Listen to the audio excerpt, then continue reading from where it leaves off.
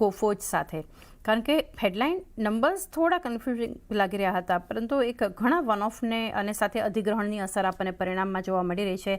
Management commentary ઘણી strong છે અને આઈટીની જ્યારે રેલી હતી તો કોફોજ એટલો વધારે ચાલ્યો પણ નથી, પરંતુ પરિણામના ફ્રન્ટ પર જોઈએ તો ડોલર આવક છે, રૂપી આવક બધામાં વધારો, એબિટ માર્જિન્સ જુઓ એ આપણે 16% પર જોઈ રહ્યા છીએ. નફો થોડો ઘણો ઘટ્યો છે, પરંતુ overall organic CC revenue growth પણ સારું બતાવી રહ્યું છે. હવે બધા નંબર્સના ફ્રન્ટ પર સાથે કંપની જોવા જઈએ લોંગ ટર્મ કોફોજ આપ કઈ રીતે જોઈ રહ્યા છો?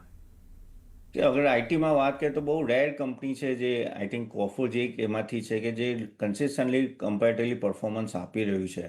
અને તમે જુઓ તો જે રિઝલ્ટ છે એ ઘણું સારું હતું કમ્પેરેટિવલી, અને લાર્જ ડીલનું સારું એવું મોમેન્ટમ ઓલરેડી છે. એઆઈ ડિમાન્ડ રાઇઝ છે અને એ લોકોના ઘણા બધા પ્રોડક્ટ એઆઈ રિલેટેડ છે. માર્જિન હોપફુલી જોઈએ હવે આગળ જઈને કઈ રીતે એક્સપાન્શન થાય છે, પણ ક્લાઉડ ટ્રાન્સફોર્મેશનમાં એક સારું એવું એમનું ઇન્ટિગ્રેશન છે.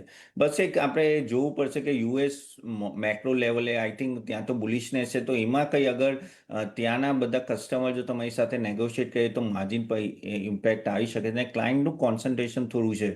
જો આ કમ્પેરેટિવલી આપણને પણ ખબર છે કે આઈટી અગર ઓવરઓલ સેક્ટર નીચે જશે તો આ કોફોજ નીચે જશે, પણ અગર તમે આઈટી સેક્ટરમાં સૌથી પાવરફુલ અગર તમે સ્ટોકની વાત કરીએ તો આઈ થિંક કોફોજ હશે ને one another is may be Persistent. So અગર કોઈની પાસે હોય તો હોલ્ડ કરી રાખો.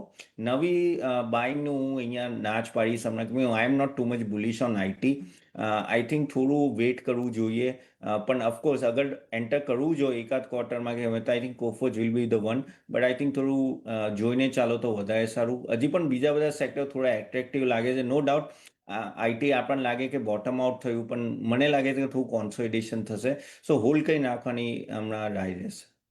હમણાં એક હોલ્ડ કરી શકો છો, પરંતુ અત્યારે નવી એન્ટ્રી નહીં, થોડું વેઇટ એન્ડ વોચ એક અપ્રોચ રાખી શકો છો.